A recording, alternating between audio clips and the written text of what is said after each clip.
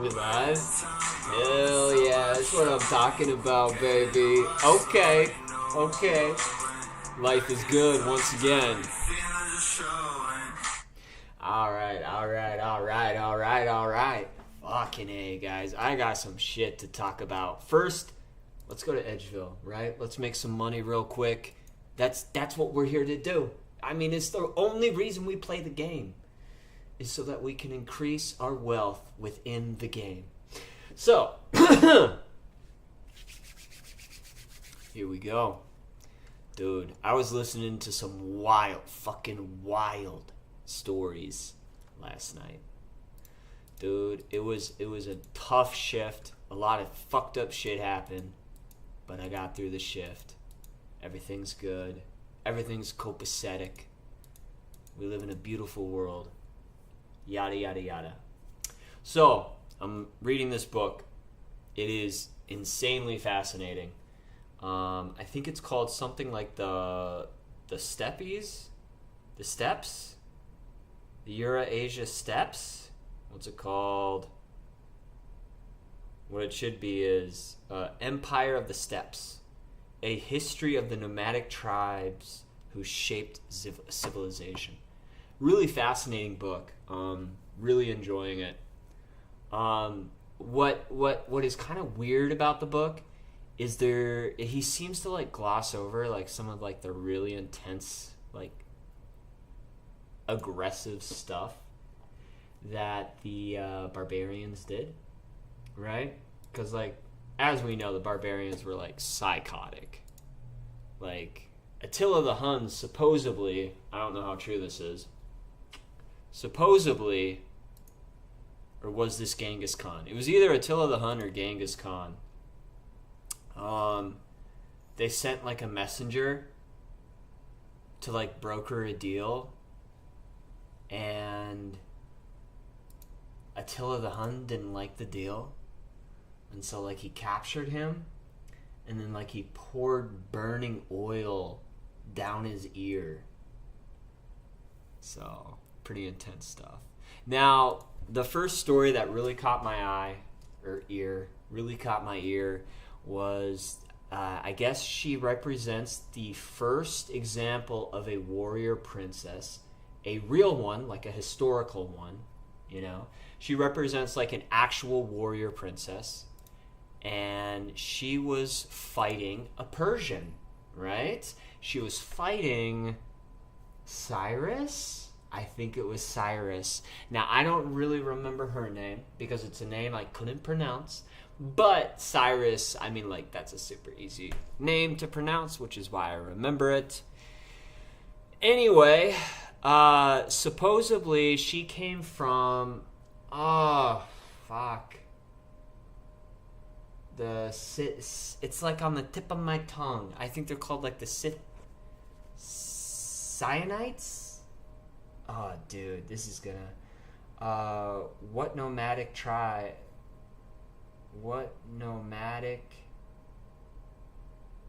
warrior princess killed Cyrus?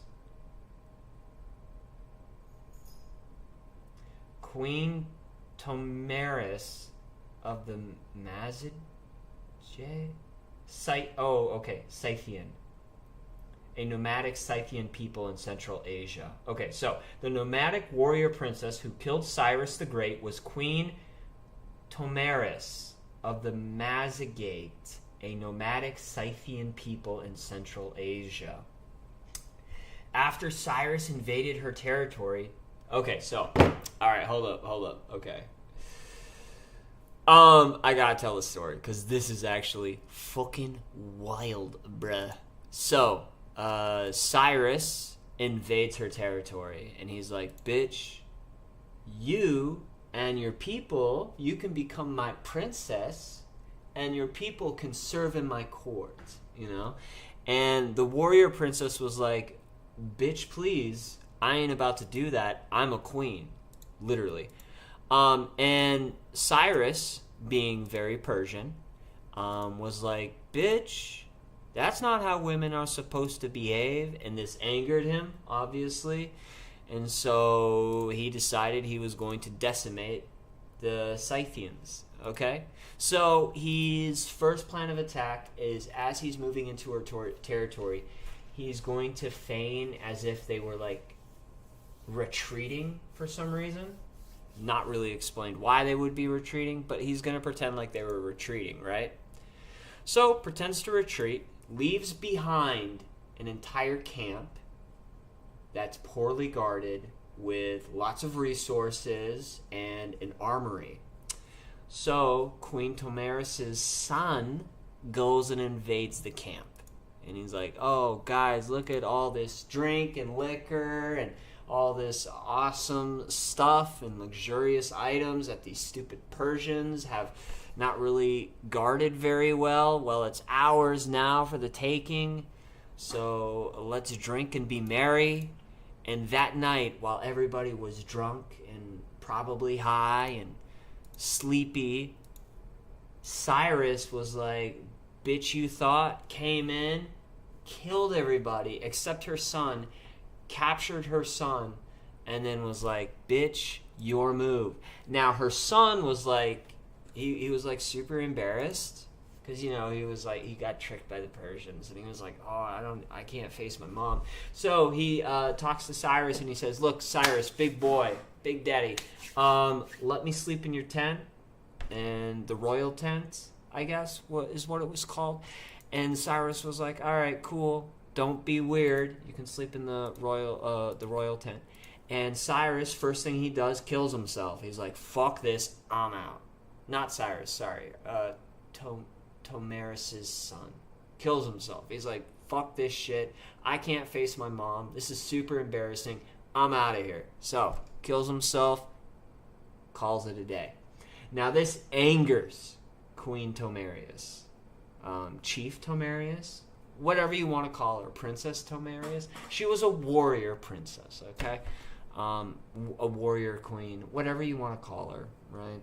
I'm not trying to upset people. So, she is, like, rightfully very upset. And she's like, I am going to destroy Cyrus and his army. And so Cyrus kept pushing, overextends, gets tricked into a battle that he couldn't finish, and then Queen Tomaris kills Cyrus. Okay. Now, my headcanon for how this goes down. Because supposedly what happens is Cyrus dies in battle. She then, like, decapitates his head, takes his head, throws it in the blood, and says something like, all the blood you can have, or something like that. You know, alluding to the fact that he's killed her son.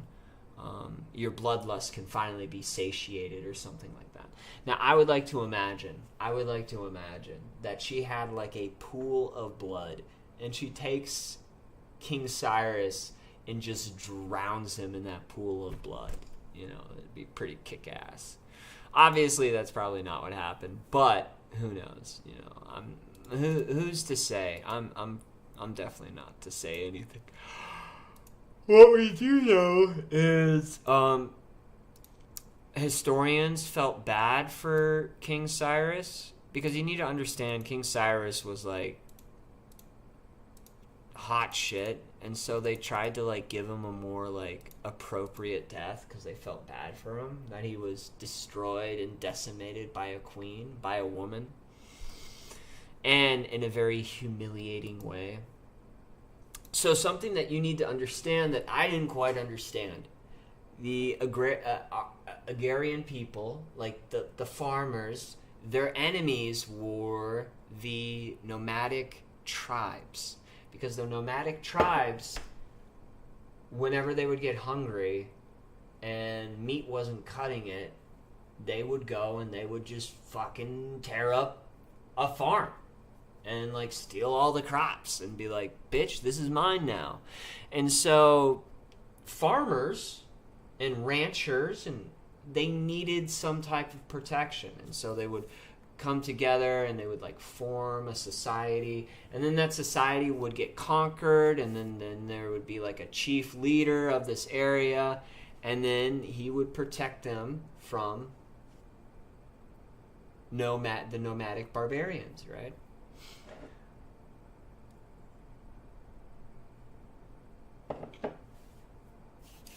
And it's funny because even like the herding people, okay?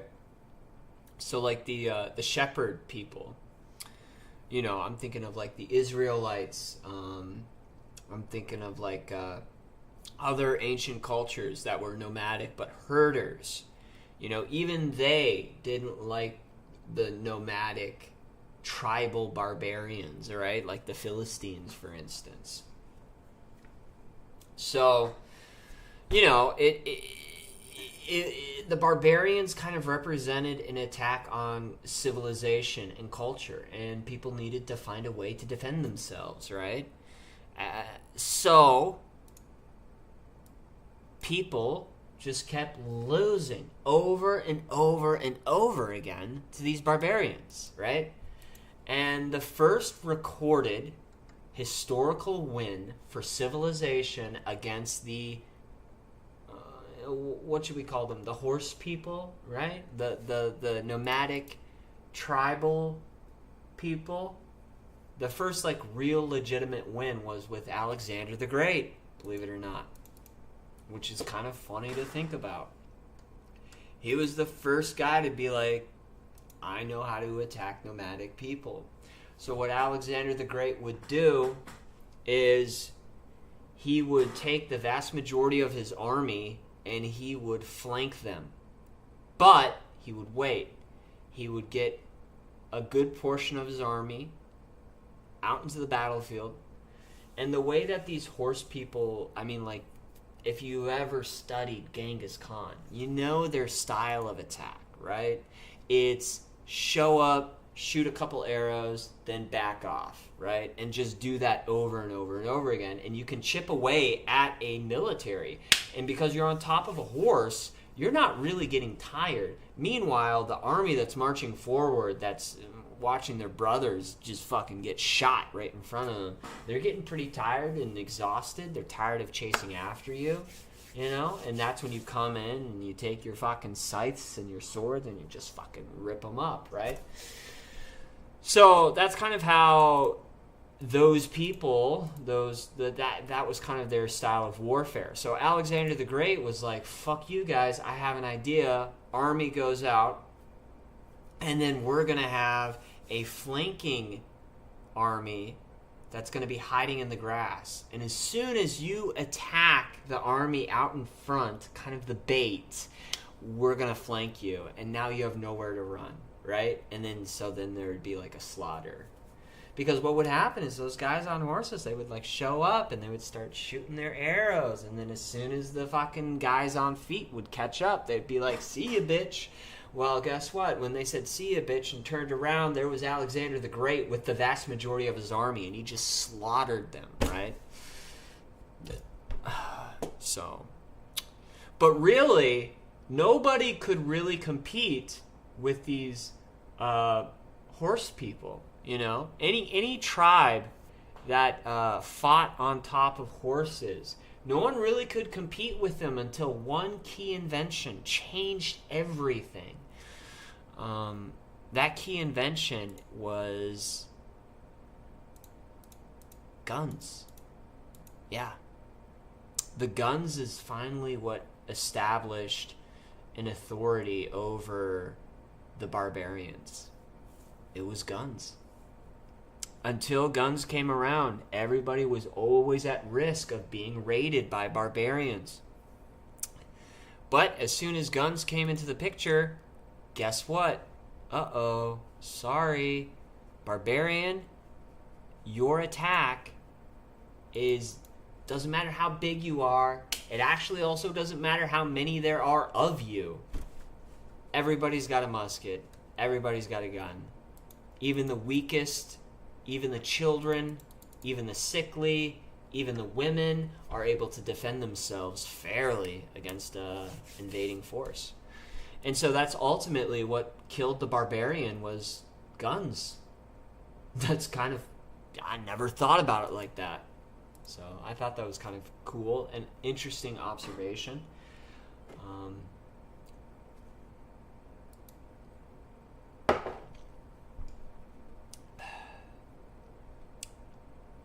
You don't meet all the ritual requirements, so 7 ectoplasm. 7 ectoplasm, 7 ectoplasm, 7 ectoplasm, 7 ectoplasm, 3 ectoplasm. 3, 3, 7, 7, 7, 7, 7, 7.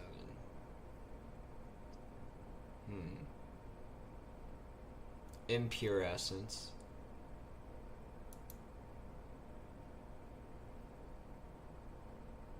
40, 100. Okay, I see the difference. Okay.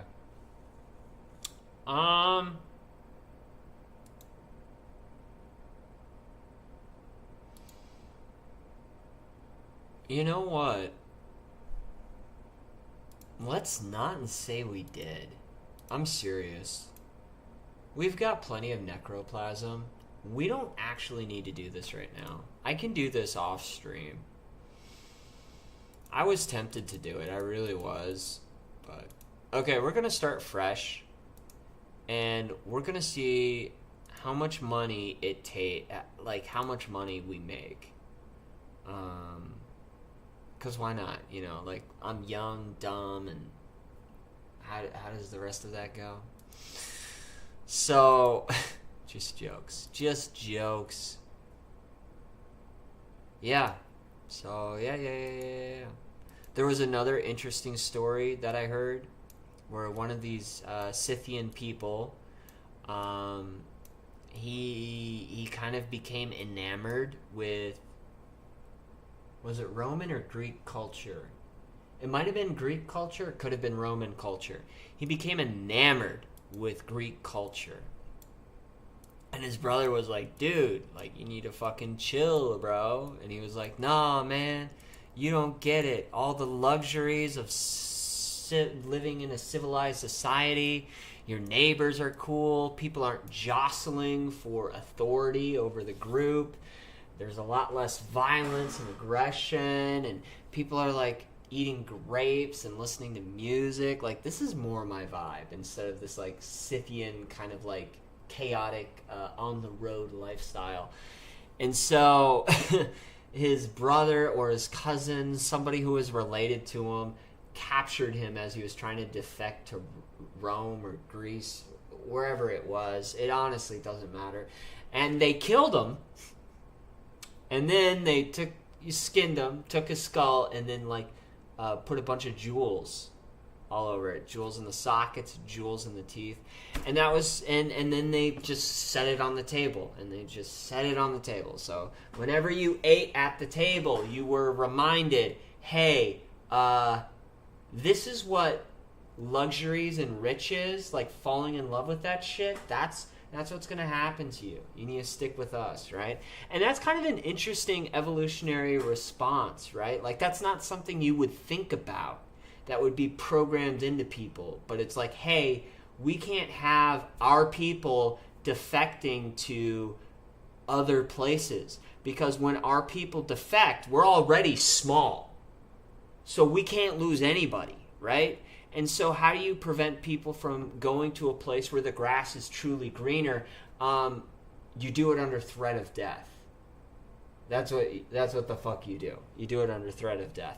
So I found that kind of interesting too. It's a problem I never would have even thought of.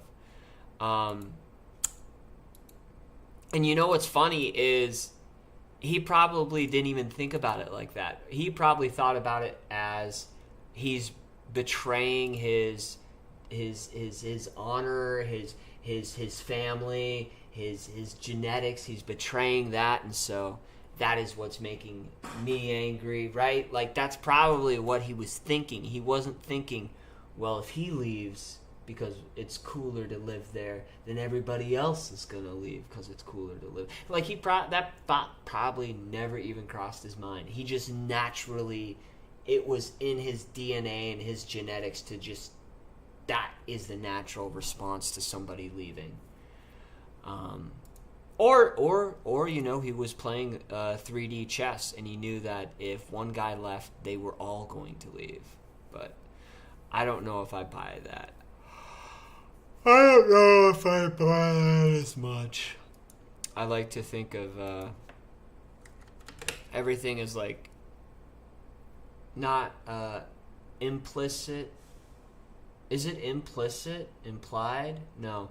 I like to think of everything happening under the subconscious. I do. I'd like to think that all of our actions are decided by our subconscious, and then our conscious comes in and like makes sense of it, right? So it's like, hey, why did you open the door? Oh, I opened the door because I felt like it was getting drafty, and opening up the door would kind of bring in fresh air. And it's like, no, you just opened up the door. You know, there was no reason behind it. You justified the reasoning after you did it. So I believe that. I am a firm believer of that. So, you know, I do subscribe to that form of thinking. Okay, 1, 2. That might even be too much. We'll deposit 1 back. Okay, and what else do we need? I mean, that's it, really. That's really all we need. Okay.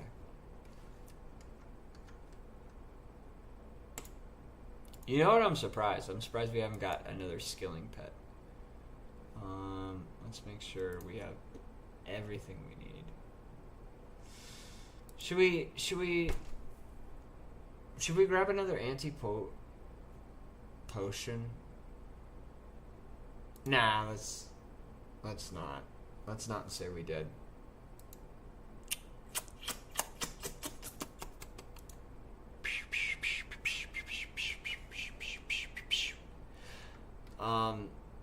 I do like the brutality of the barbarians. I mean, obviously, other cultures were barbaric as well, right? Like, just because Rome was more civilized doesn't mean they weren't doing, like, shitty things or evil things, right? Like, the joke is always that Alexander the Great would... what separated Alexander the Great and Darius?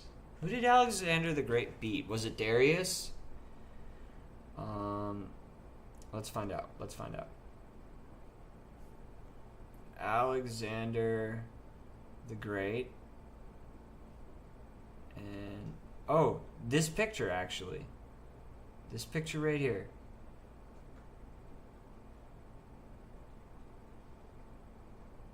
Yep, it was Darius the Third. Fucking knew it. Okay, so the joke always was the reason Alexander the Great beat King Darius was because King Darius was a king, and he was separate from his people. Meanwhile, Alexander the Great, after a battle, would be playing soccer with the enemy's head, with all of his, military combatants, all of the men that was underneath him. Like, he was much more personal. So that meant that these people that were in the army fighting side by side with Alexander, they weren't dying for some unnamed king for some unknown reason. They were dying with somebody who they viewed as like as one of the guys, as like a friend, as like a leader, who was in the shit with them. So, Alexander the Great, like, everybody loves Alexander the Great. The Christians love Alexander the Great. I think even the Muslims love Alexander the Great. Like, everybody loves Alexander the Great for some reason.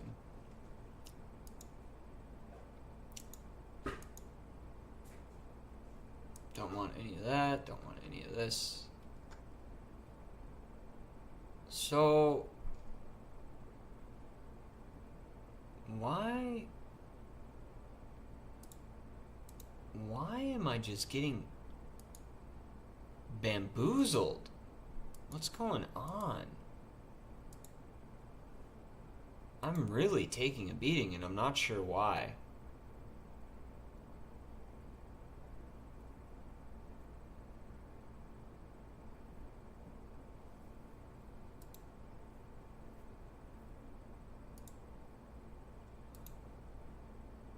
67%.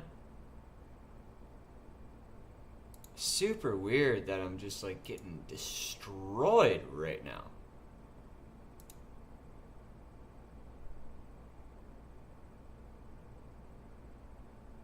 Maybe it's all these mages.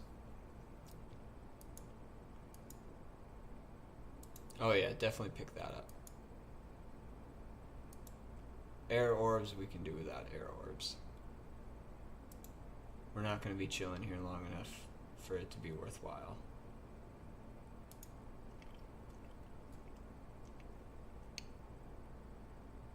Okay, we're almost done.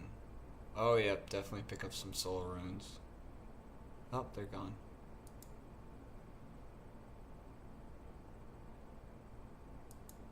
Honestly, I just want to get this over with so that we can leave.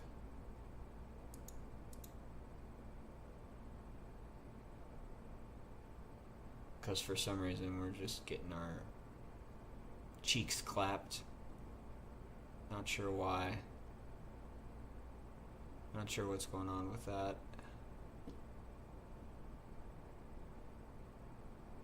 Yeah, I mean, like, everything should be normal. Yeah, bizarre.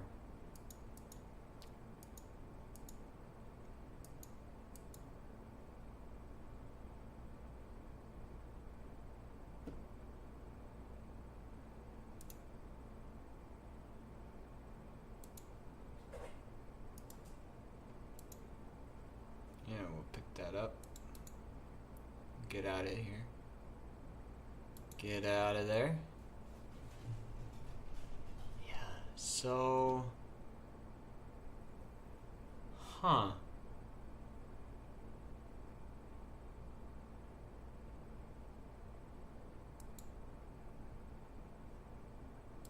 Public encounter. We're gonna run all the way over here. Obviously we want to kill this guy because he does like the most damage. So that's worth 30,000. That's worth 22,000. Okay, worthwhile.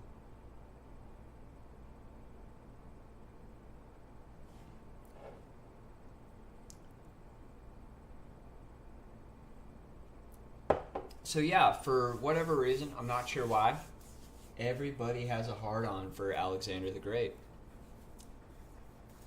Everybody has a hard-on for him. Which is fine. I mean, like, I like Alexander the Great just as much as everybody else.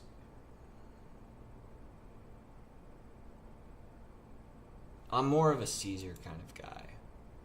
Not because, like, I empathize with Caesar, just because I find his story so much more interesting.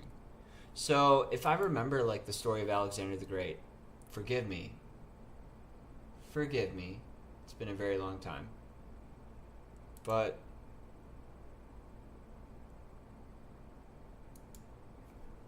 actually, I don't even want to say, but for some reason I'm like, wasn't he, like, supposedly, like he didn't come from royalty, but he was royalty? Like, he was royalty, but something about nobody could know he was royalty, so he's dropped off at, like, a farmer's house. Right? Okay. Let's see his early life. Oh yeah, that's right. He did some Buddhism stuff.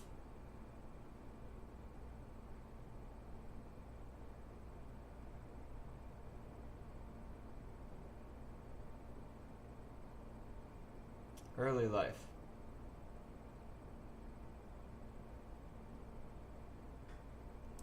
Let's take these coins real quick. Come over here.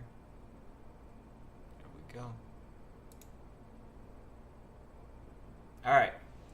Alexander III was born in Pelia, the capital of the Kingdom of Macedon, on the 6th day of the ancient Greek month of Hekatapolabo, which probably corresponds to the 20th of July, 356 BC, although the exact date is uncertain. He was the son of the king of Macedon, Philip II, and the fourth wife, Olympias, daughter of Neoptolemus, king of Epirus.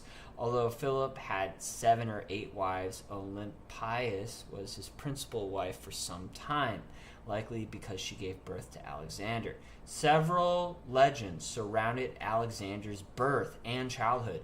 According to the ancient Greek biographer Plutarch, on the eve of the consummation of her marriage to Philip, Olympias dreamed that her womb was struck by a thunderbolt that caused a flame to spread far and wide before dying down. Sometime after the wedding, Philip is said to have seen himself in a dream securing his wife's womb with a seal engraved with the lion's image. Okay, so he's born.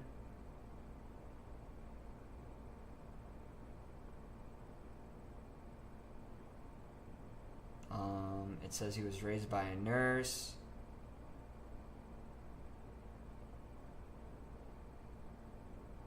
He was raised in the manner of a noble Macedonian. Okay.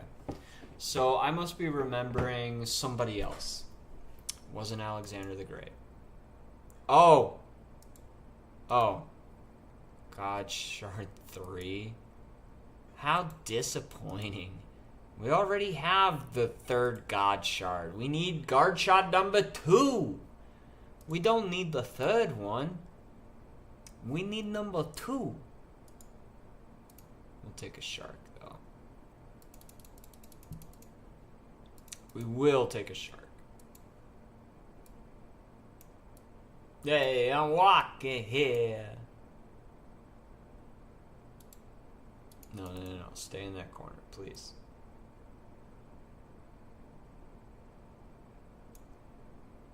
So when I pull up my currencies, there we go.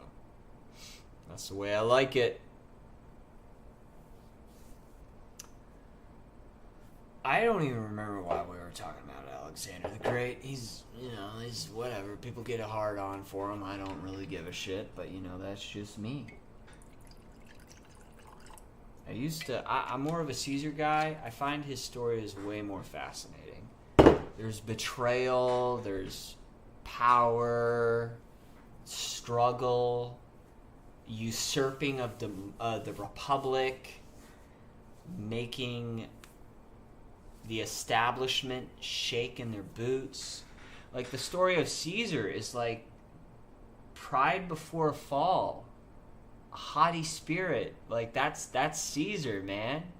Caesar thought he was unstoppable, Little did he know it would be his closest friend that fucking stuck the knife right in his back. And interestingly enough, that seems to be a theme with powerful people, right? Like Jesus Christ had Judas, right? All the great people in human civilization are always getting taken out by some dork who's a little jealous or upset,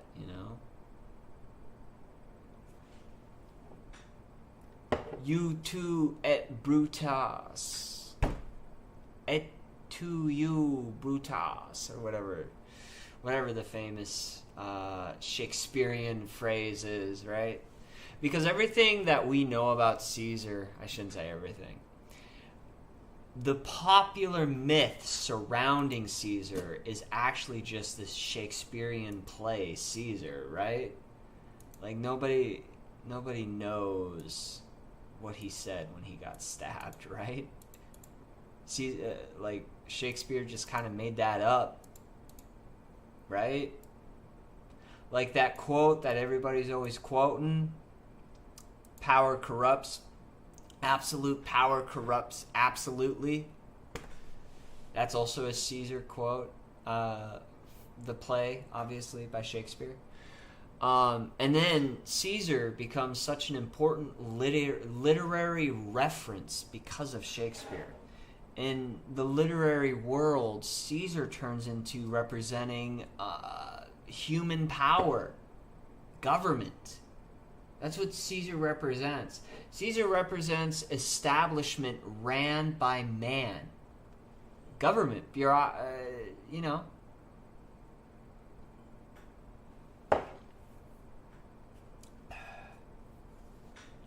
You know, when you believe in a world of like angels and demons, Caesar represents the human form of government. You know, you've got God's form of government, you've got the devil's form of government, and then you have man's form of government. That's what Caesar represents.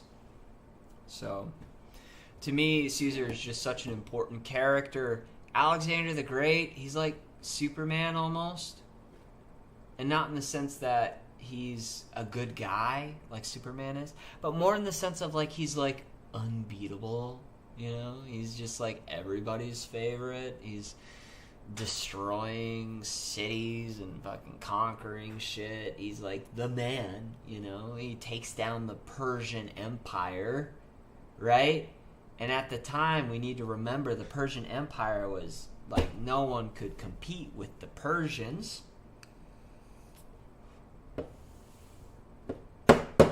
Everybody loves the Persians.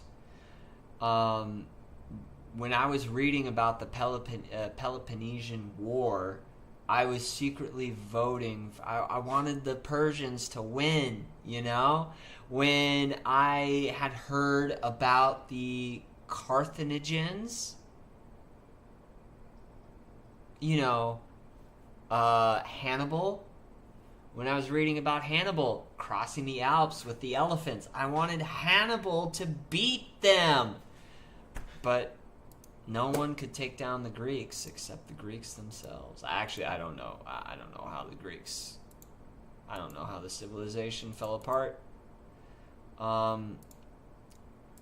In fact, genetically speaking, the Greeks and Romans are different, aren't they? Genetically speaking, are Greeks and Romans different? Guys, we're going to find out live. Are the genetics of the Greeks and Romans the same? No, the ancient Greeks and ancient Romans were not the same genetically. They were distinct people, though closely related and culturally intertwined.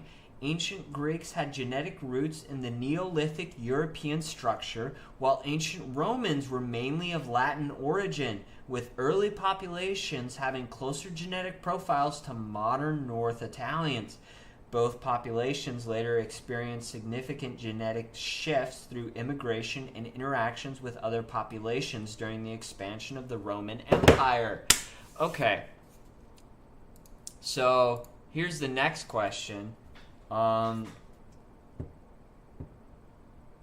Did the Romans conquer the Greeks? Yes, the Roman Republic conquered Greece. Okay, so that would explain why all of the Roman gods are just the Greek gods with a different name. Okay. That explains it.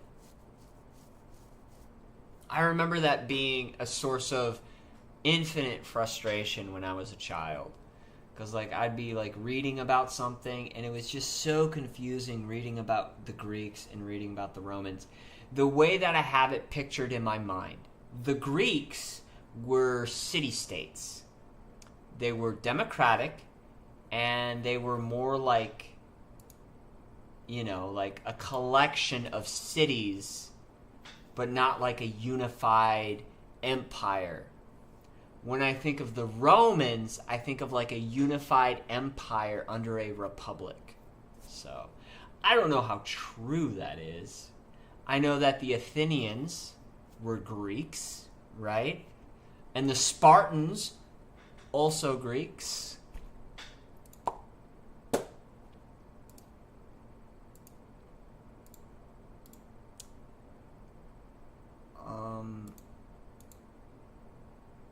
So, who conquered the Spartans? Like, Because the Spartans are Greek, right? Are the Spartans Greek? Yes, the Spartans were Greeks. Sparta was an ancient Greek city-state located in the Peloponnese region of Greece, famous for its militaristic society. Okay. Were Athens Greek? Were Athens gay? Why is that a Google search? You know, the Athenians. Okay, so if we're going to stereotype, the Spartans were like the manly men. They were like the physical representation of male aggression. And the Athenians were like the intellect, the cerebral version of man, right? If that's a way you want to compartmentalize it. You don't have to compartmentalize it like that. That's just the way I have chosen to compartmentalize it. Yes, Athens were Greek. Okay. So who conquered the Spartans? Who conquered the Spartans? Sparta was never truly conquered. Interesting. And yet we just read something that the fucking Romans conquered the Greeks.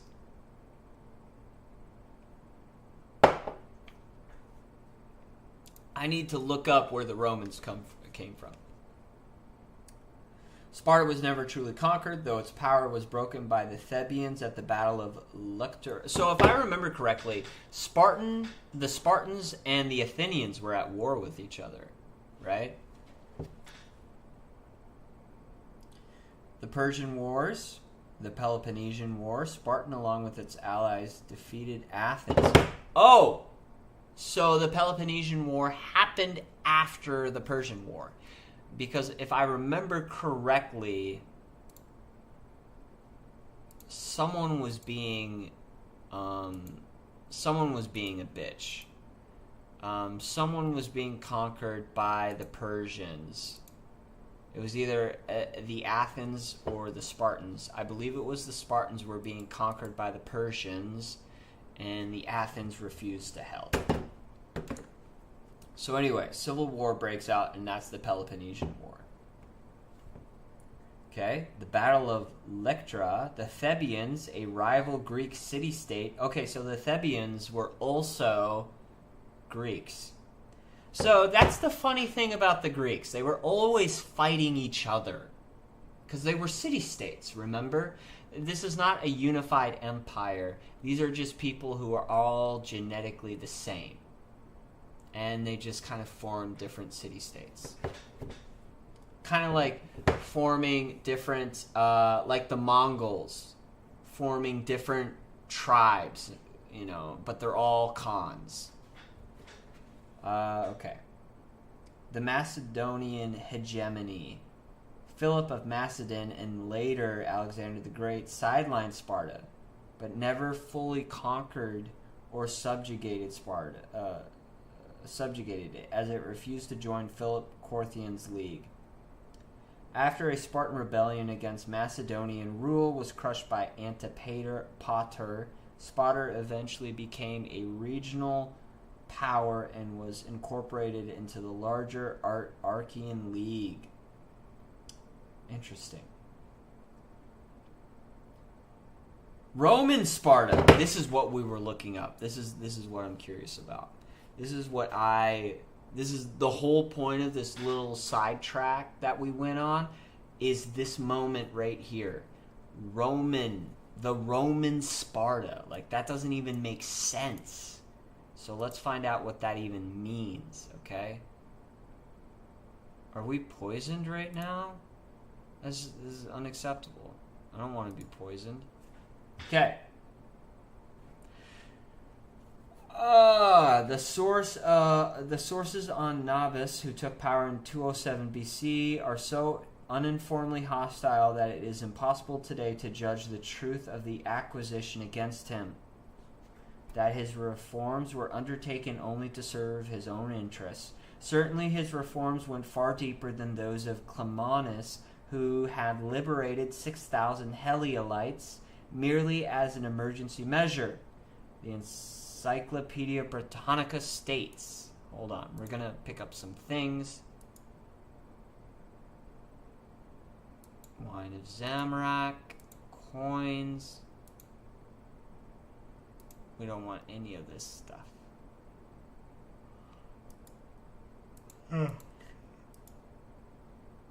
Alright. Navius, if we may trust the accounts given by Plobius and Livy, was little better than a bandit chieftain holding Sparta by means of extreme cruelty and oppression, and using mercenary troops to a large extent in his wars. Cruelty. I have trouble with CRUs. Okay, cruelty. That's a word that trips me up. Any R really fucks me up. S's fuck me up too. But R's really fuck me up. They really mess me up. It's difficult, right? Because like R's, they just, it's there's something about it. There's like a subtlety to the R that I am unaware of. So every time I say anything with an R in it, it's like I'm tripping because it's such a difficult sound for me to pronounce. Now, there are certain things that are not that difficult, right? U is another one that I have difficulty with. But there's certain, like R in conjunction with another consonant doesn't seem to bother me too much. Like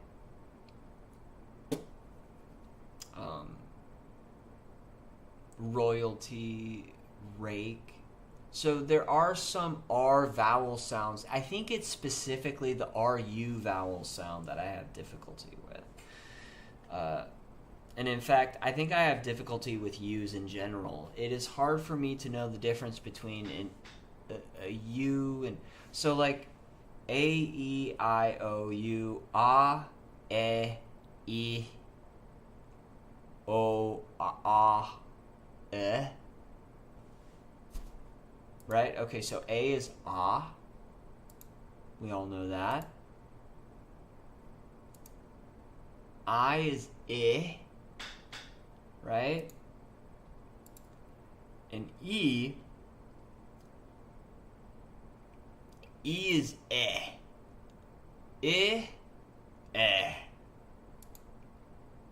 I hate E and I. I really do. But E is eh. I is eh.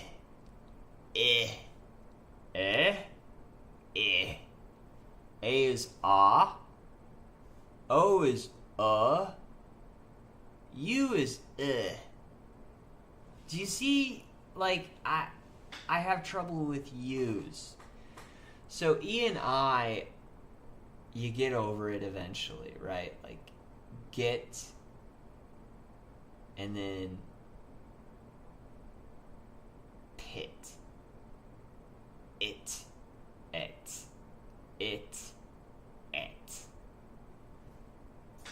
But A, O, and U, those are some motherfuckers right there. I'm telling you what. Battle? Okay, A is not so hard. A isn't so difficult, right? But O, pop. Pup. O. O.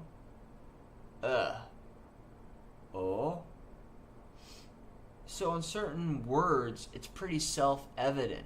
But in other words, I don't know why, it just trips me up. Like I said, U and R, they're not my favorite. I don't like seeing them next to each other. So, whatever.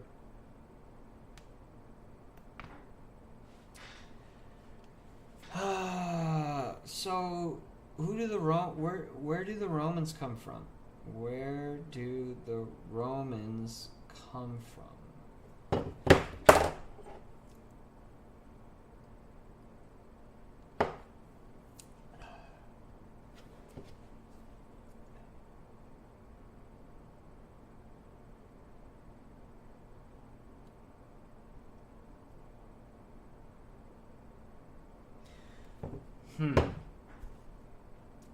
So it just looks like Romans are Greeks, but genetically they're not the same. So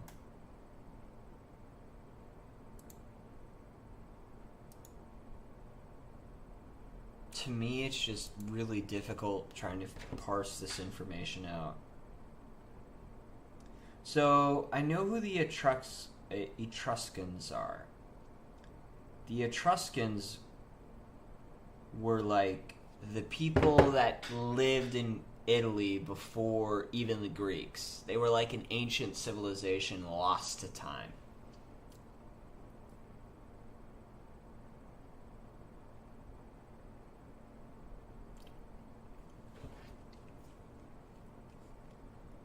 The difference between the Romans and the Greeks. The main difference are that Greeks emphasized abstract thought, philosophy, and art, while the Romans focused on practicality, military organization, and the administration of a vast empire. Not really the question I'm asking. So the genetic difference between the Romans and the Greeks. Ancient Greeks and Romans had distinct genetic profiles. This is the actual information we're looking for. Okay, so early Greeks were predominantly Neolithic Southern European with less Bronze Age steppe ancestry. Okay. While early Romans of Italic origin had higher steppe admixture and clusters more closely with modern North Italians, French, and Spaniards, while Southern Italians share significant genetic ties with modern Greeks. Due to historical Greek colonialization, the Italian-Greek connection is distinct from the deeper Italic ancestry of the Roman people. Okay, that actually explains it. We just learned the difference between the Greeks and the Romans. The Greeks were more Mediterranean, the Romans were more Aryan. I think that's what we just found out, right?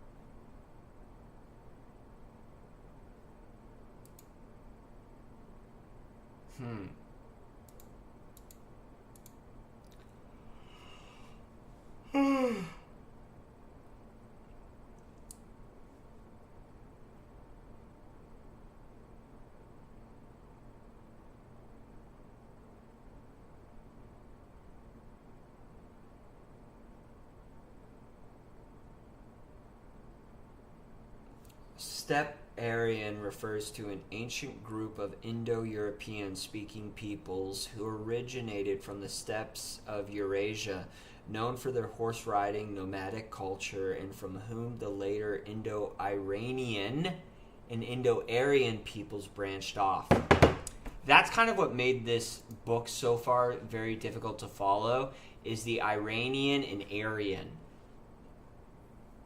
They're very different. Right? Iranian, Middle East. Semitic, the birthplace of civilization.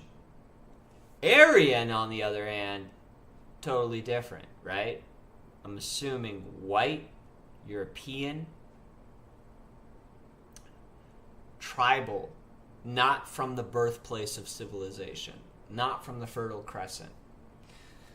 So yeah, it's made, and then to top it all off, Armenian, is also another thing that's thrown around in this book.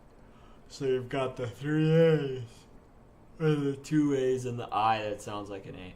The Aryan, Iranian, Armenian. Those 3. Heavy focus in the beginning parts of the book. Now, here's the interesting thing. And this is why the organization of these categories kind of breaks this down for me. And it's interesting because it's like, how do we categorize these people? Do we categorize these people based on their civilization, their culture, what they have in common? Or do we break these people down on their genetics? Now, the reason I'm more of a proponent for breaking these people down on their genetics is because I'm curious where these people went, right? That's the only reason I care about genetics. I want to know where these people went.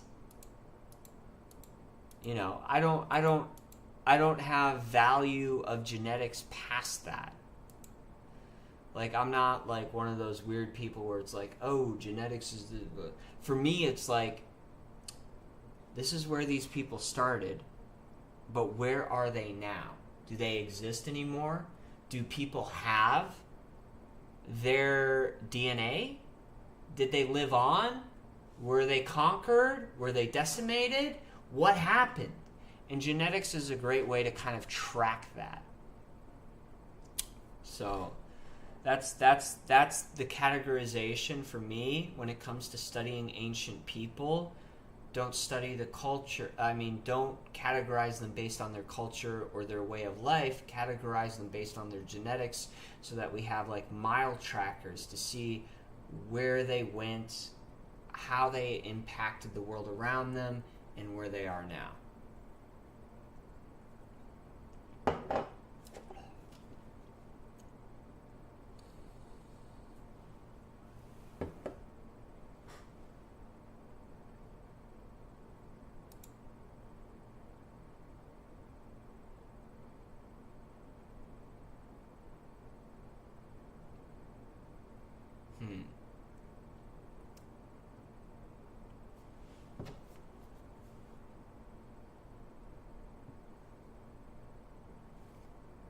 Roman genetic lineage.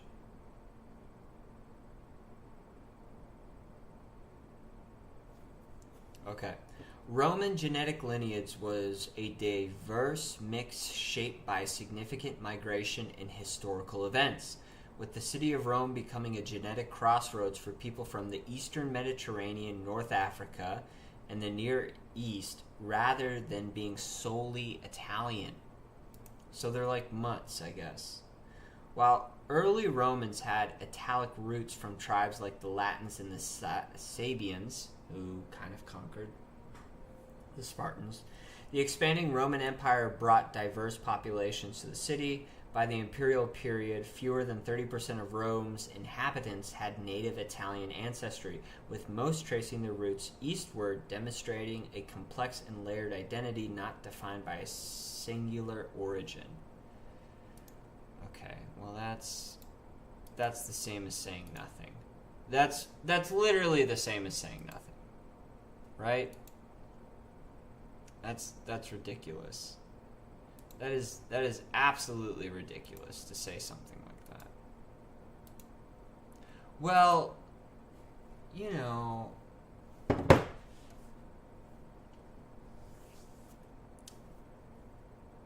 Roman isn't even really a thing. And the reason Roman isn't really a thing is because they brought in a bunch of people from other areas to be Roman. And it's like, no, that's not a useful phrase there. And the reason this isn't useful, I'll tell you why this isn't useful. The reason it isn't useful is because you can't track the origin if that's how you're going to describe Roman, right? So we can track the origin of America. We can track it, you know. Rome, America, came from England. That's the track. It's people who were living in that area and they left and started a new country. We can track it. It doesn't mean that, oh, well, America is everything. Yes, America is everything. That's great.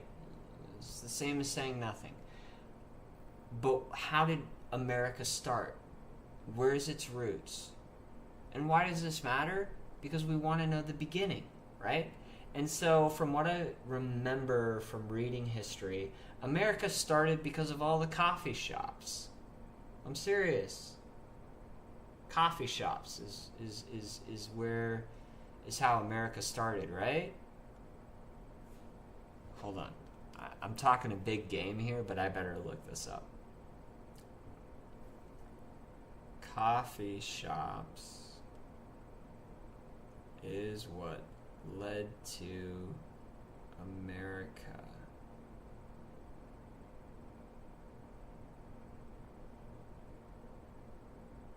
Okay.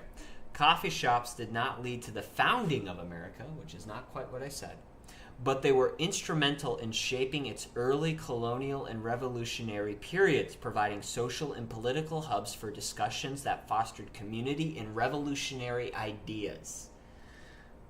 Okay. Oh, that's interesting. There's an establishment called the Green Dragon Tavern becoming the headquarters of the revolution, where organizers met. Coffee houses later evolved into centers for intellectual exchange and commerce. And then the industrialization of the coffee shop. Ooh, yes. Eat one of these. Yes. Take another one.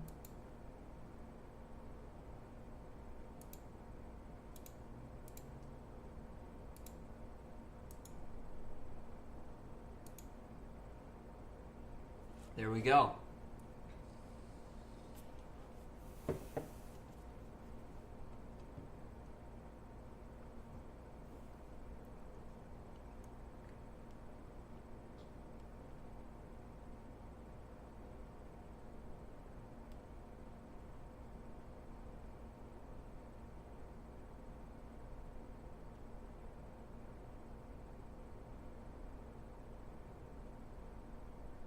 Yeah. So, like, the idea of America came from people who immigrated from Britain. Okay? That's useful information to track the origin of something. And the reason it's important to know the origin of something is because you want to be able to, you want a clear and concise narrative to understand the past. We need to be very deliberate with how we say things, right? So when I ask the genetic makeup of America, yeah, it's a lot of things. It's many things. But when I'm asking, like, where did America come from? It came from colonialists from Britain. Okay? I'm not British, by the way. I'm not. I'm, like, Irish. I think we have some French in there. Norwegian. I'm not British, okay? So it's not like it doesn't hurt my feelings if someone were to say, well, you know, genetically speaking, the America came from people of British descent. That doesn't hurt my feelings, you know. That creates a narrative for me to understand the historical context and how America became a country. I'm looking for that same historical context to understand how Rome became a country, okay?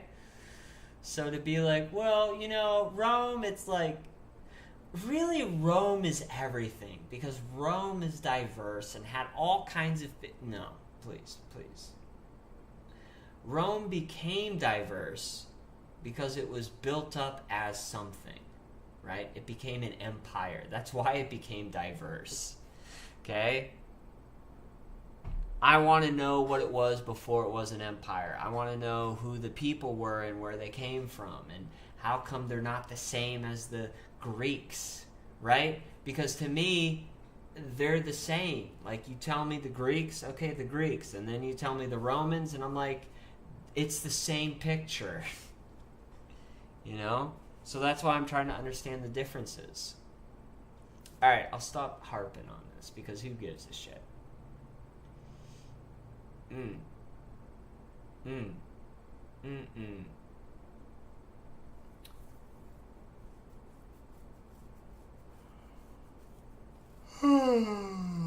I'm hungry. I'm getting Hardee's. We're dropping off my car, and we're getting Hardee's. I've already decided this.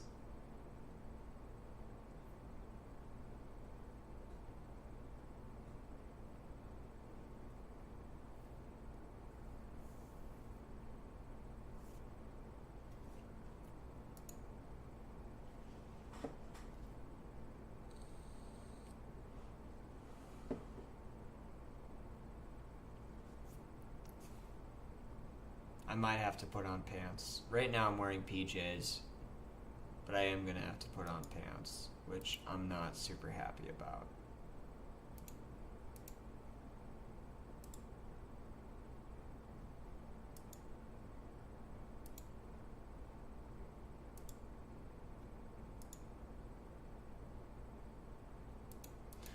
There does seem to be a lot of barbarian apologia in the book I'm reading. Like, it will gladly talk about the shortcomings and the brutalities of people like the Romans, people like the Greeks. Well, no, there's not barbarian apologia. What's very strange is he talked about the Huns, and he hasn't discussed how, like, brutal Genghis Khan was. And instead of talking about, like, how violent, aggressive, and borderline demonic Genghis Khan was, it's more like, actually, living under the Khan rule wasn't so bad. And I'm like, okay, right, but that might be true. Can we talk about what he did in order to secure power, though? And maybe it wasn't so bad, but maybe it was worse than what it used to be before he was in control. Like, you know, like, let's create a full picture. What's really fun about this book, though, is it doesn't just talk about the Eurasian. It doesn't just talk about, like, the European steppes. It also talks about the Asia steppes too. So the nomadic horse people. That's not just a European thing. The Mongolians, the Huns. You know, these are examples of it being a lot more complicated than just white people on horses, right? Like, there's the Asian element to Eurasia, you know. But what's interesting to me is that they categorize them under the same kind of thing, even though they're not from the same area and they do not share the same genetics. But because they were nomadic horse people, they're kind of all categorized together, which I do find very interesting, because I believe the Scythians and the Mongolians are very different. But, you know, whatever. I'm not college educated. I'm not an anthropologist, so maybe the categorization is important, and I'm just stupid for not understanding why they're all kind of grouped together. Or maybe, alternatively, the Mongols, the Khans, were the same as the Scythians. You know, there were just slight differences. That's a possibility too. Didn't seem like there were slight differences while he was talking about them, but, you know, whatever. It's very cool because, like, not only does he talk about the tribes in the steppes, but he also spends some time giving further context to the empires at the time. Supposedly, there was a Chinese a diplomat who visited Rome, and he had all these great things to say about Rome, you know. So, and in fact, I believe he called Rome Little China, is what he called it.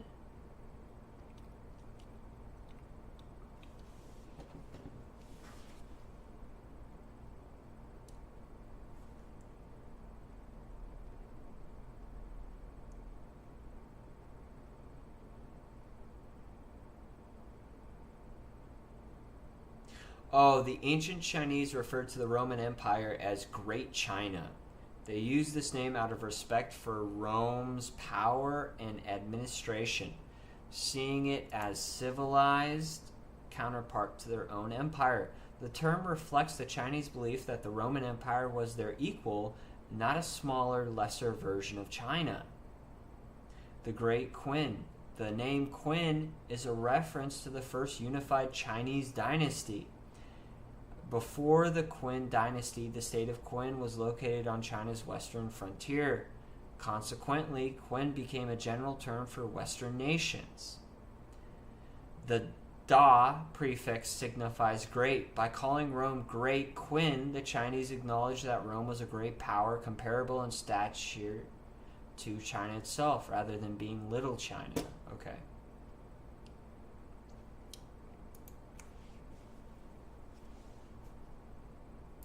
Let's loot some stuff.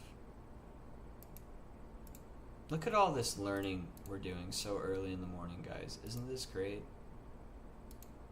Isn't it great to do all this learning? We like learning.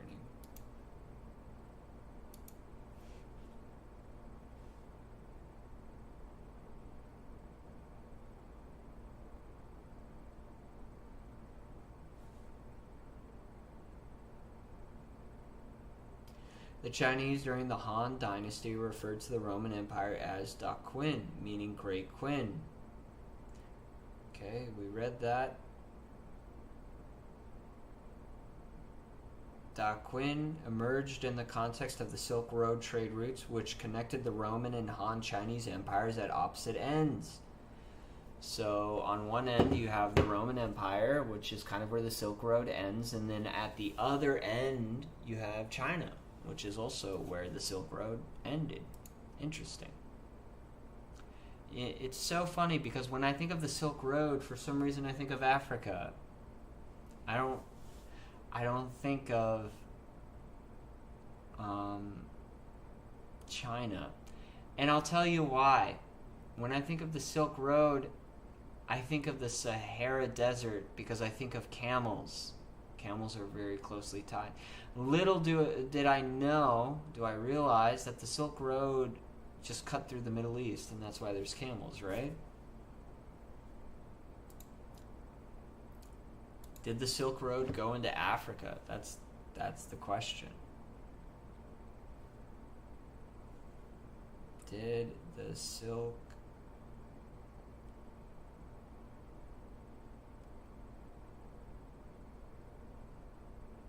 go through Africa? Yes, the Silk Road connected to and passed through parts of Africa, particularly North Africa and East African coastal areas through both land and sea routes. Okay.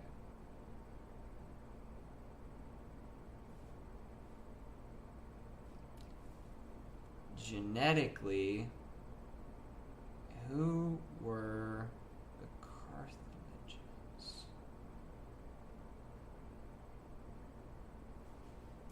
I think this is an interesting question.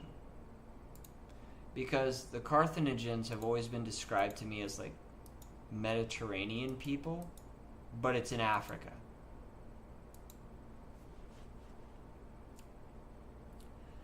Carthaginians were a genetically diverse population with primarily ancestry from ancient peoples in Sicily and Greece, along with significantly North African and to a lesser extent Levionite Phoenician roots.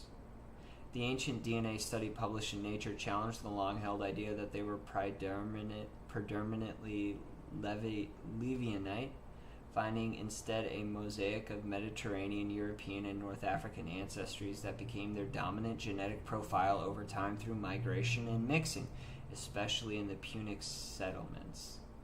So they're Mediterranean, like I thought.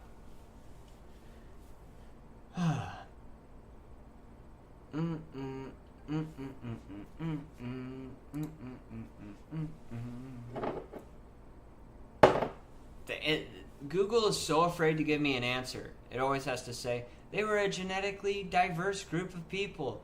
Everyone's genetically diverse, okay? Everyone's genetically diverse. Unless we're talking about like a tribe that was cut off from the rest of the world. Everyone is genetically diverse. It means nothing to have to say, well, so we think they were this, but it's important to understand that this was a genetically diverse group of people. Yeah, everyone's genetically diverse. Fucking tell me something that's new. I just want to know where they came from, okay? Some people came from Greece. They came from an area, and then they came to Greece, and they started Greece. Some people came from an area, and then they became Persians. Some people came from an area, and then they became Carthaginians, right? Like, I want to know where people came from. And I want to know what they're up to and what they're doing, okay? I don't think that's a lot to ask for.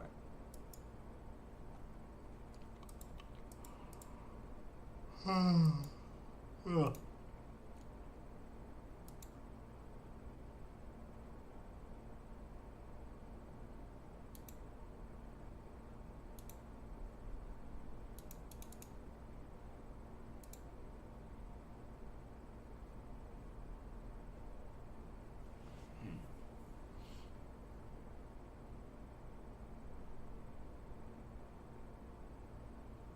From cash alone,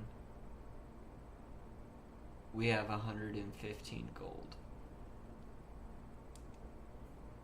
Can I be honest? I thought we would have more. I thought we'd have like 200 to 300.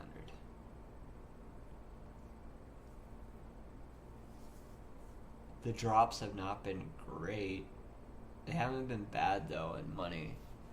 So 30, 50, 100, 150, 170. Plus a God Sword, which is like, so that's 300,000, give or take. So 400,000 in total isn't bad. But we're not selling the God Sword, obviously, so, well, no. So that God Sword shard for sure. Or we could hold on to it. Or we could make another God Sword out of it. We can do that too.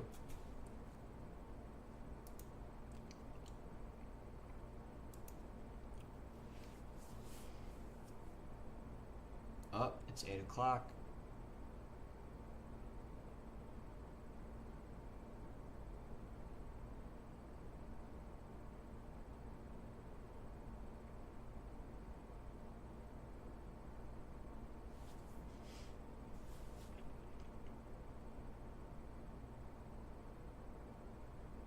Just been hoping for something good.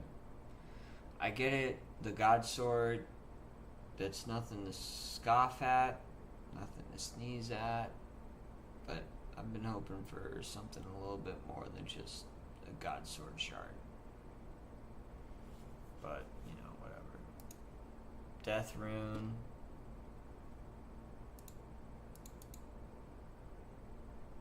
Mini. More many.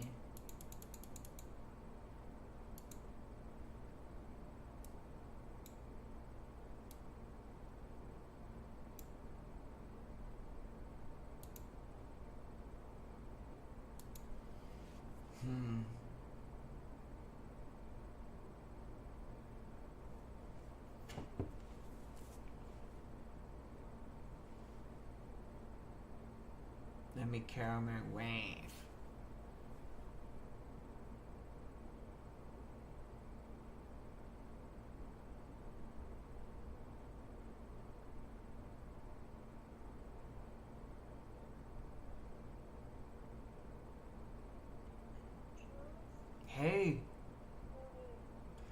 you drop the car off? Yeah. Because I'm getting my car fixed. Yeah. Hurry up, get dressed, drop the car off, and then we'll get breakfast. Yeah.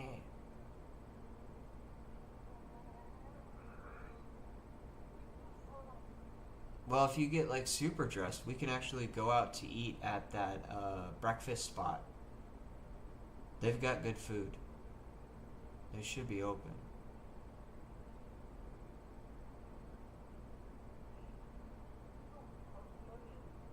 No, for a little breakfast, little thing for you and me to hang out? Yeah, we do. A little cute little thing? Yeah. We've chilled out quite a bit. You and I can, if not, we can just get Hardee's. But I was thinking like a sit down and hash browns. I mean, it's like $14 for a good meal.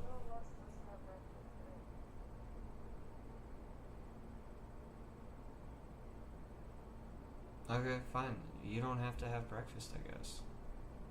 I was just saying it's a cute little thing that we could do after dropping the car off. Nothing's becoming a thing. We're just dropping the car off.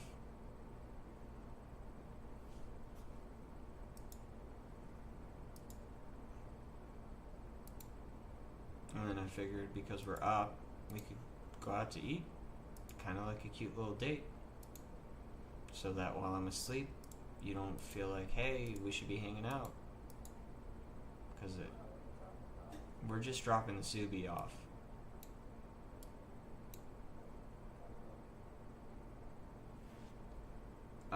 They wanted it all day, so they open up at 8. Friday. No, I scheduled it for this Friday. Oh, like last week? I did.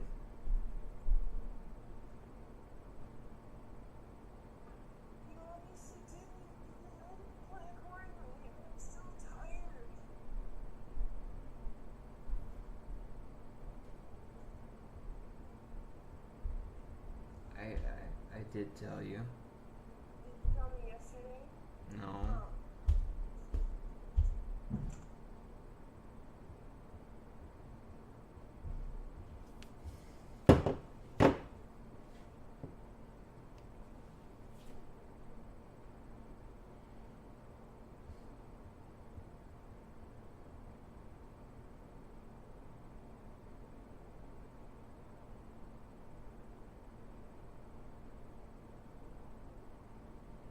So, I don't know. I don't know, man. Thus is life. We continue on, marching to certain doom. So, I've enjoyed the book so far. Something that I've noticed when it comes to reading or taking in any information at all, I have to take it in like multiple times.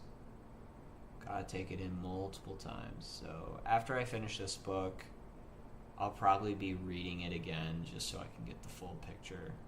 Because there's parts that I missed or didn't understand. So, you know,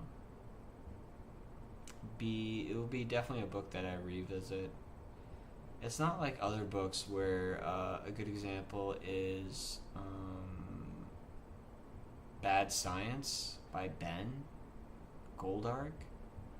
I got that book. Like, if I went back and listened to it, I don't think I would learn anything new. It would just refresh me on what I learned.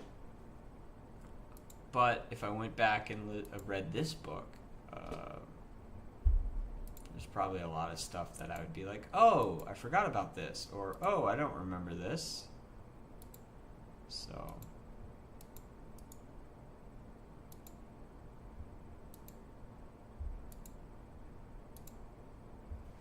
definitely going to require multiple readings.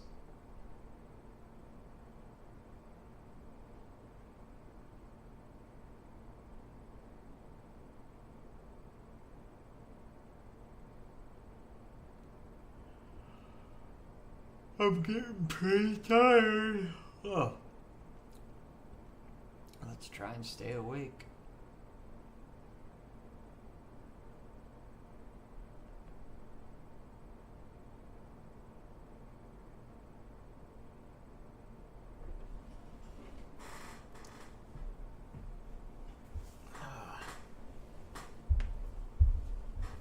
Is it so much to ask for robes of subjugation?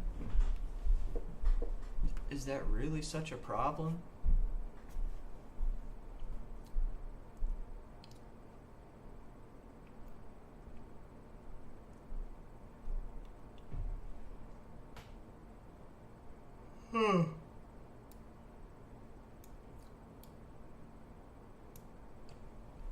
They're like, no robes of subjugation for you.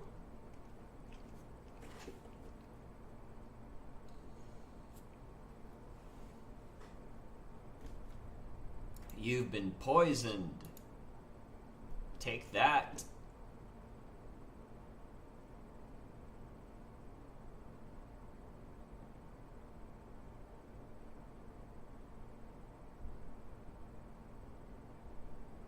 I wish these guys drop like cure.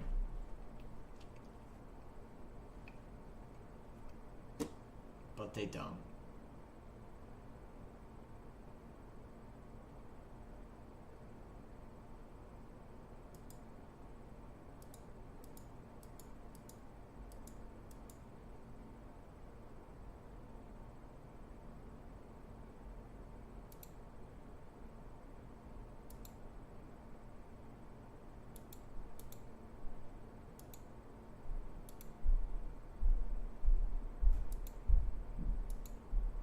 Still not even at 200,000.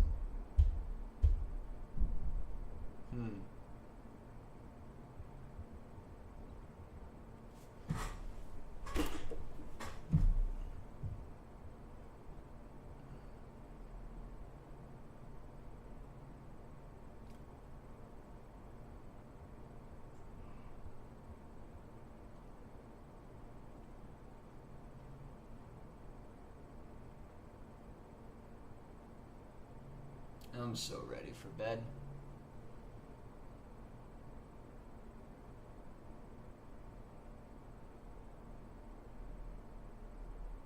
I wish I could just slide into bed and forget about everything that's ever happened.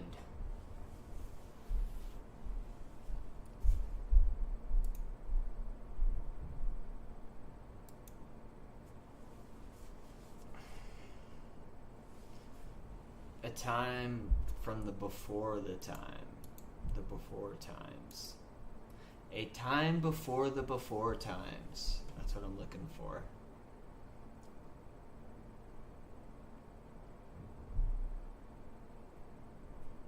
Oh wow, we've used over 100 ectoplasm. That's kind of interesting. That is kind of interesting.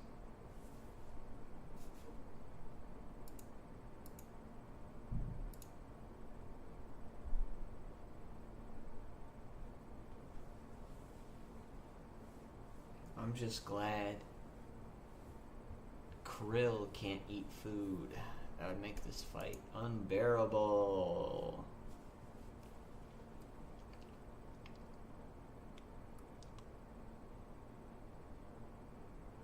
Ugh. So I've killed him over 50 times. But I don't remember if I've killed him 100 times yet. I don't think I have. I've got to be getting close, though.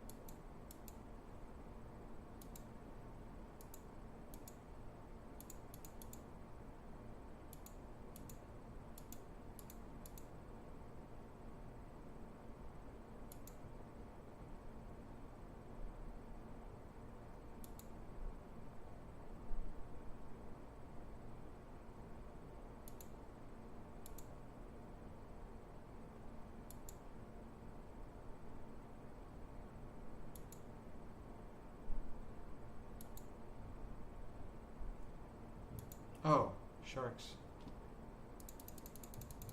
Can't believe I didn't see that.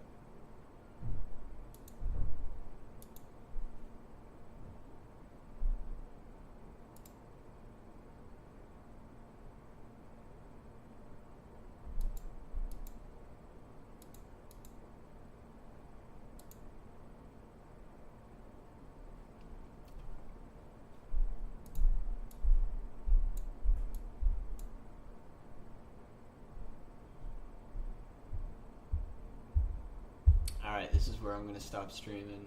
But I'm gonna keep grinding, so I guess we'll finish this kill and then I'll end the stream. You never know, it could be subjugation, right?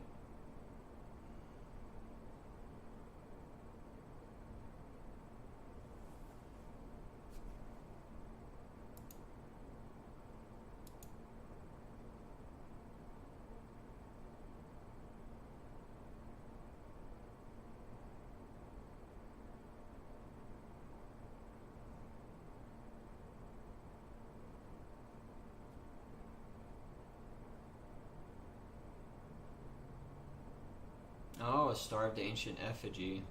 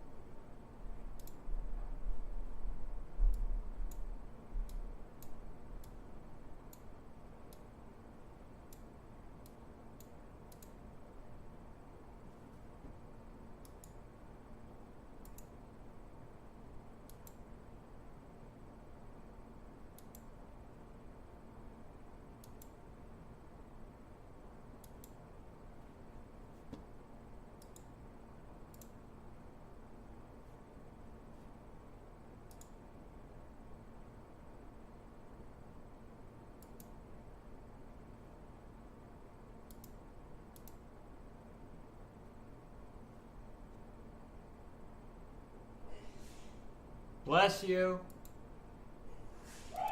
Bless you.